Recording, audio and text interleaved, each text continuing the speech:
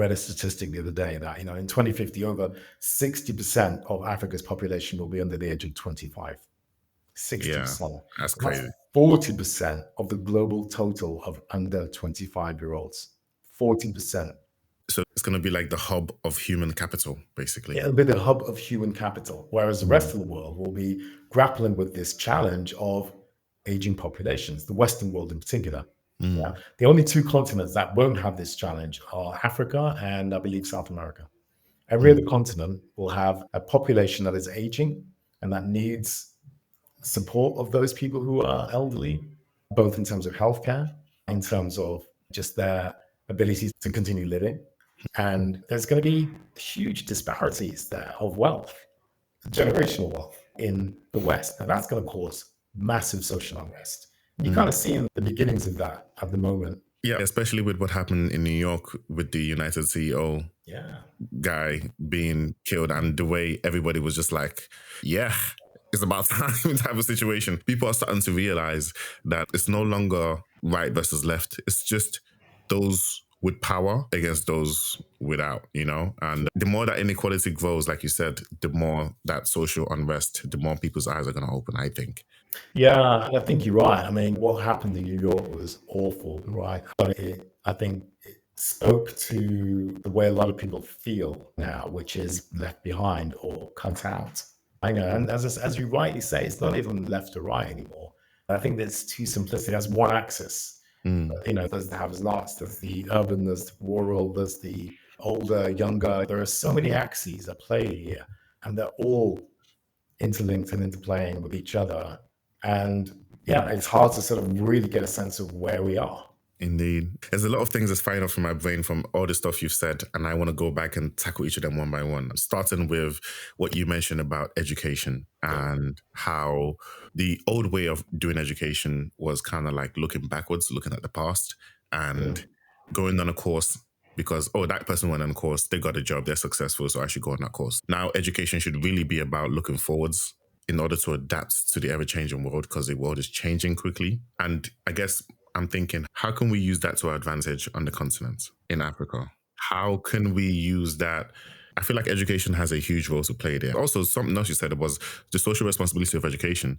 And this reminds me of a podcast I recorded yesterday, actually, where I was talking to a lawyer from Ghana, and he mentioned civic education as one of the main things that is needed in order to empower African nations. Civic education is for everybody, just understanding the power of their vote and how they can hold people to account, that type of thing. And that's something that I'm working on with the educational technology platform that I'm building, right? But I'm thinking that how can we get Africans, the continents in general, to just use this human capital that we're going to have to our advantage and think ahead, start looking forward with our education instead of trying to do it the way the Western world. Yeah. Well, we talk about adaptability and resilience in the leadership development space quite a lot. And you hear those terms, funnily enough, in the NGO space, but used in an entirely different context. But it's interesting that those terms pop up in both of those spaces.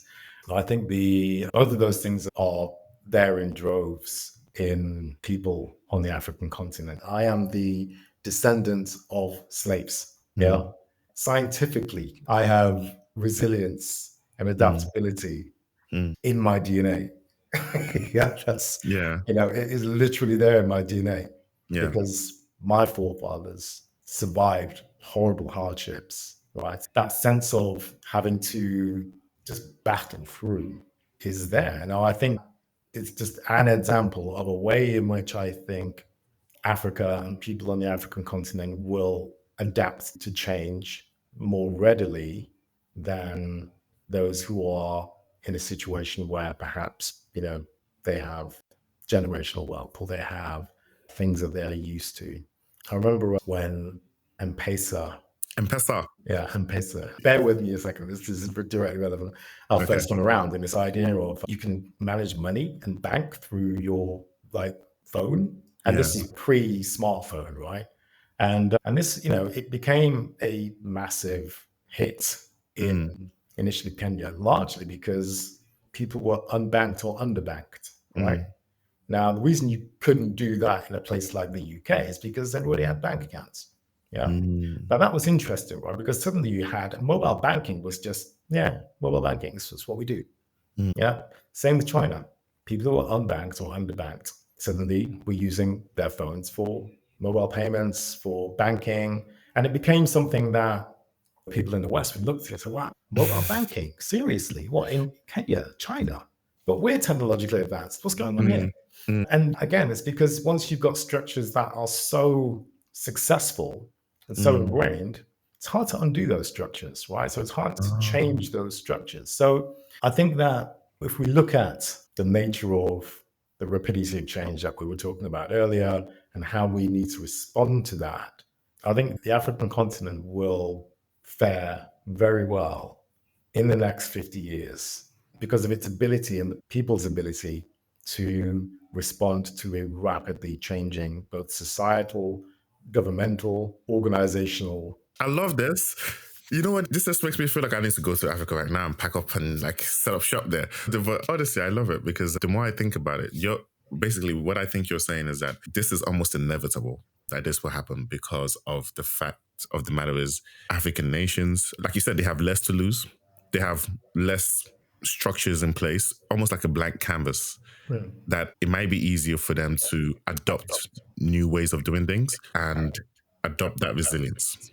Yeah, don't get me wrong. I think there will be challenges. So, for example, if you have a situation where fewer people are required to produce twice the amount of goods or services, but technology plays its role in fundamentally changing the employment landscape or the wage labor landscape across the world. With so many young people, if the situation didn't change, Africa would be in a pretty difficult position with all of those young people without work. Now, we are in a position where we don't yet know the kinds of skills that will be required in the future. Especially with the rise of AI. Absolutely, yeah. Still getting our heads around that. There was a guy called C.P. Snow who I think in a lecture in the late 1950s, he had this lecture called The Two Cultures. I only read about it recently, but it just hit the mark, really. He talked about this idea of a fanatical belief in educational specialization in the UK. So people who go in and do the one thing, right? Yeah. And they become expert at that thing. Now, if that thing suddenly is changed by technology or the demand for it is changed for whatever reason, then what happens to the people who do that thing? Yeah. So the adaptability and resilience, I think, is going to be extremely important. Now, we're at a stage, you talked about human capital earlier.